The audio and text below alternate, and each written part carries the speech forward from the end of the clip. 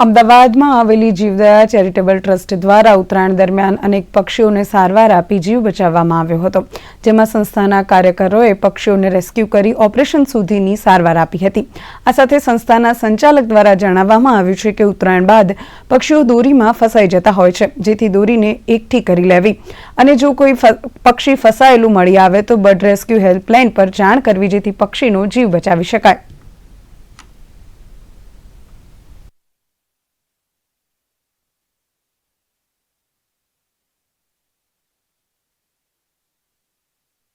उद्देश्य है कि बिन मालिकीना जे पशु पक्षीओ है एने अमे फ्री में ट्रीट करिए तो आज दिन सुधी 17 लाख जेटला पशु पक्षीओ ने ट्रीट करिए एटले अमे लोकोए ट्रीटमेंट आपी चूकेला छे। बहारथी आवेला बर्ड्स अहींया एनुं वजन करीने एने टेग लगाडीने एनुं केस पेपर बनावीने एनुं आगळ ऑपरेशन करीने पछी आईसीयू में लई जवाना, पछी फॉलोअप में लई जवाना अने ए पछी एने एक लेवल उपर विंग्स ने बधुं रेडी थाय तो 15 दिवस महीनो 2 महीने ए लोकोने पाछा एना मुकाम सुधी मोकल देवा ए अमारो उद्देश्य है।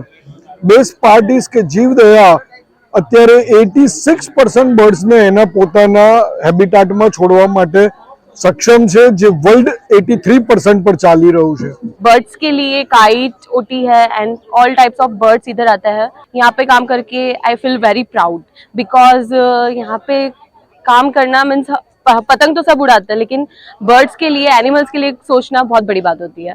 That's why I am feel very proud.